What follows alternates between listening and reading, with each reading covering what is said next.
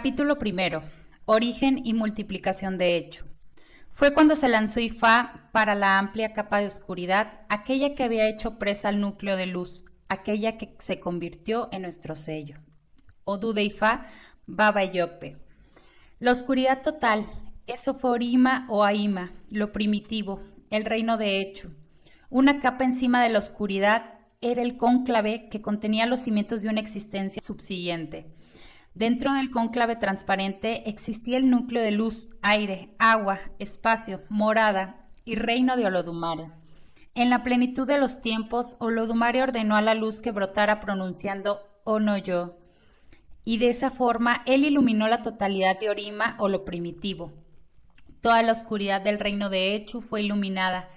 Él levantó la cabeza para indagar. ¿Quién es este? Olodumare respondió.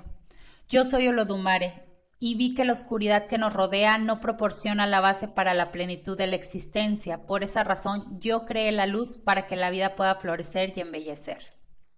Echu le respondió, yo poseía la inmensa mayoría del espacio.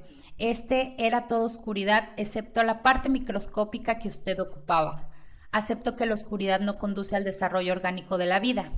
Esto explica por qué Echu no tiene capacidades creativas. Sin embargo, prometo moverme libremente bajo la brillante luz, a lo cual Olodumare accedió. Inmediatamente, Olodumare continuó con su labor creadora. Plantas, animales y divinidades se multiplicaban y fue el momento que aprovechó Echu para hacer sus famosas proclamaciones. Cualquier tipo de vegetación que florezca bajo el brillo de luz se convertirá en mi terreno de labor, y cualquier ser que se cree en la inmensidad del espacio se convertirá en mi sirviente y asistente. Esta declaración, válida desde el comienzo de los tiempos, ha regido y marcado al hombre que, sin embargo, no ha analizado con profundidad su trascendencia y equivoca los pasos cuando pretende enfrentarse al mal. Echu dejó claro que él comenzaría a penetrar a las criaturas de Olodumare, quien no creó el mal, pero tampoco podría impedir que él desarrollara su estrategia. De sus palabras se desprende que solo el reconocimiento a su presencia en el universo impedirá que persistiera el eterno enfrentamiento entre el bien y el mal, la franqueza y la confusión, la verdad y la falsedad, la guerra y la paz, la vida y la muerte, la luz y la oscuridad, y lo que el hombre ha dado en llamar el antagonismo entre Olodumare y Echu. El estudio y la investigación de textos de Ifá, apreciados como de un alto valor en las más antiguas tradiciones de la cultura yoruba, revelan de forma muy definitoria que Echu no es un producto de la creación de Olodumare. Sin embargo, muchos autores le atribuyen a esta deidad un origen incierto al basar sus estudios en historias de Ifá, que han perdido autenticidad con el embate del tiempo y la transculturación. Aunque la historia anterior es suficientemente reveladora, existe otra, pero de Olodum Ogbe-Idi, la cual confirma que Olodumare no creó ni a Echu ni al mal. Fue este Odum quien reveló que Orichanla fue la última de las divinidades creadas por Olodumare al descubrir que Echu se había infiltrado en las filas divinas y tomado posesión de las mentes de las primeras 200 deidades. Él debía actuar como si fuera la encarnación de los propios deseos de Olodumare en términos de bondad al tratar con divinidades. Sin embargo, como advirtió Olodumare en la creación, pronto Echu tomó posesión de sus mentes y comenzó a manipularlas para que cumplieran sus deseos. En lugar de comportarse como ejemplos de excelencia, según Olodumare esperaba, se volvían antagónicas y destructoras unas con otras. Así fue como Echu demostró que aunque él era incapaz de crear, era capaz de mutilar los productos de la propia obra de Olodumare.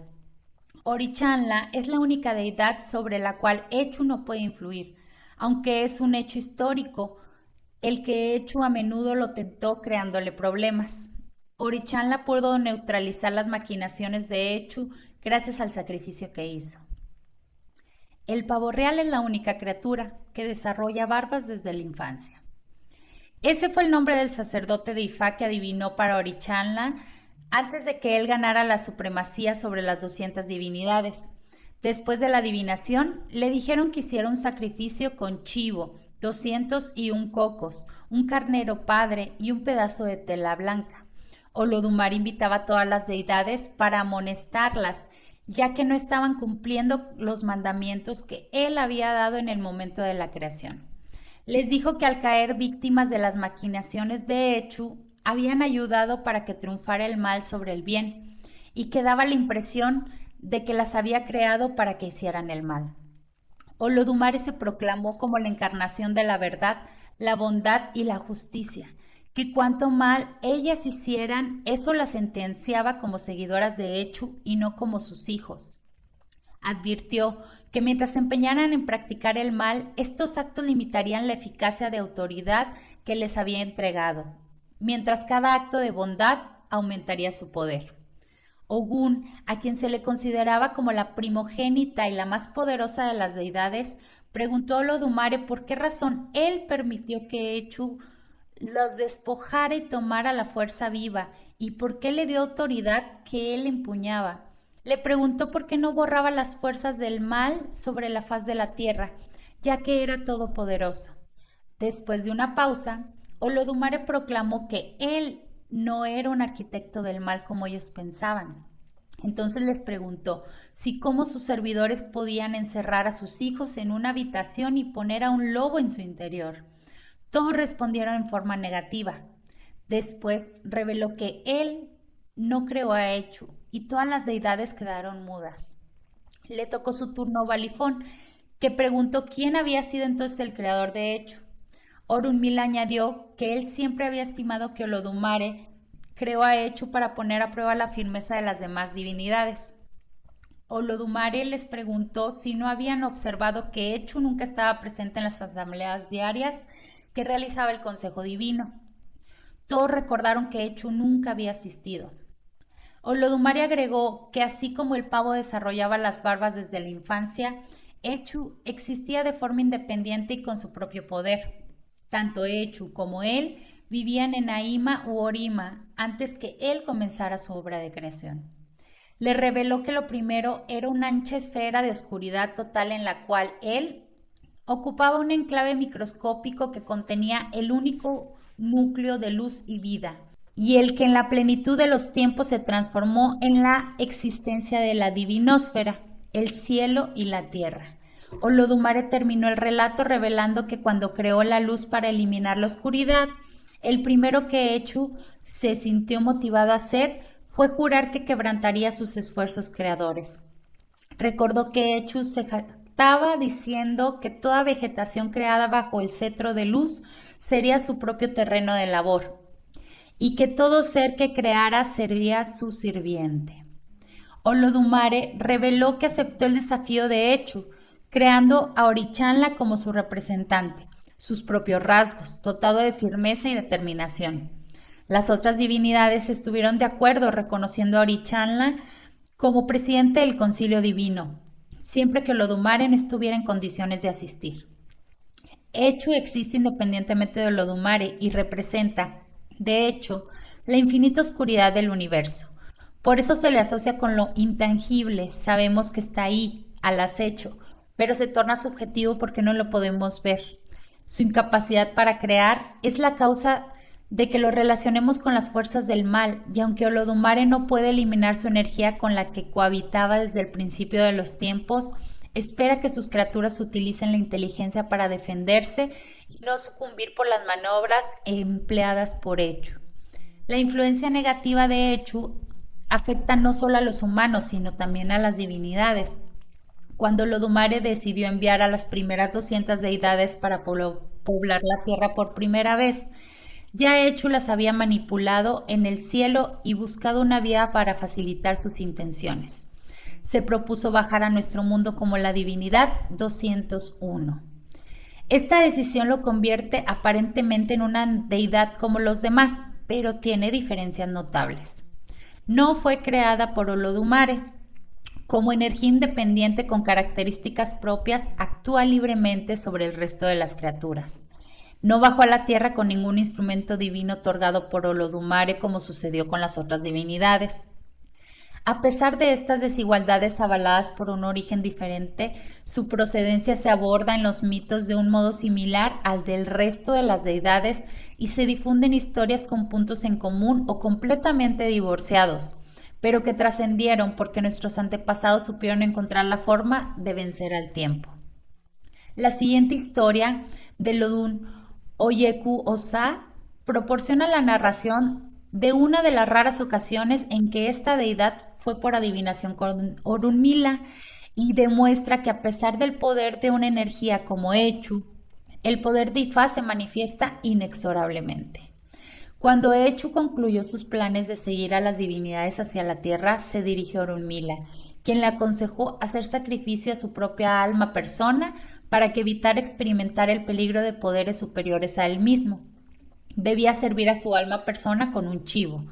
Echu se cuestionó si existía en el cielo o en la tierra alguna fuerza que lo superara e hizo una burla a Orunmila y se rehusó a hacer el sacrificio. Luego partió a la tierra con la determinación de desafiar a cualquier divinidad o mortal que se cruzara en su camino. Al llegar a la tierra, estableció una granja que pronto comenzó a dar frutos primero que las demás. A raíz del hecho de que su granja fuese más próspera, los otros comenzaron a robarle. No obstante, Echu pensó en quién habría tenido el valor de robar en su granja. Sin saberlo, era su propio doble primordial, semejante, Oné en Yoruba o Esuamen en Bini, quien lo estaba robando.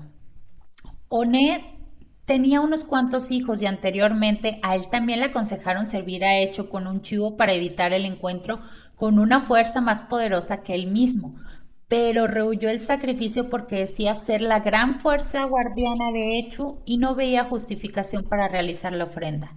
Sin embargo, siguió el consejo de Ifá referente a hacer el agasajo para los pequeños. Cuando Echu descubrió la vía que el intruso utilizó para robarle, tendió una trampa y Oné cayó en ella durante la siguiente visita que hizo. Al percatarse de que se había quedado atrapado por una potente trampa, él decidió no ofrecer resistencia y permaneció tranquilamente. A la mañana siguiente, Echu se preparó y fue a revisar la trampa. Cuando vio a Oné, supo que este era el ladrón que regularmente le robaba en la granja. Oné se mantuvo quieto porque las moscas ya lo rondaban. Echu tomó un arma y se abalanzó sobre él, pero este se fingió muerto, y al ver que no se movía, Echu pensó que era cierto. No obstante, cuando Echu decidió plegar el arco de la trampa con el fin de sacar a la víctima, One se lanzó sobre él y tomó el machete de Echu. Lo tiró a un lado y ambas fuerzas se entrelazaron durante la continua lucha. Zafaron la trampa. One trató de meter a Echu en el agua, mientras que éste trataba de empujar a One hacia el suelo. Después de una larga lucha, los niños a los que One había hecho el agasajo oyeron los gruñidos de los gigantes y sintieron curiosidad por conocer qué estaba sucediendo. Cuando finalmente vieron que su benefactor estaba luchando, se metieron dentro de los ojos de Echu. Mientras Echu usaba sus manos para sacarse a los muchachos de los ojos, One aprovechó la oportunidad para meterse en las profundidades del río.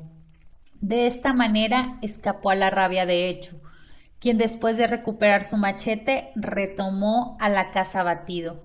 Cuando llegó a la casa le pidió a su hijo Falsedad que le buscara agua para tomar. Como se demoró, lo golpeó en la cabeza provocándole la muerte instantáneamente. Ese fue el momento en que Echu recordó la ofrenda que Orunmila le aconsejó hacer y, aunque tarde, realizó el sacrificio.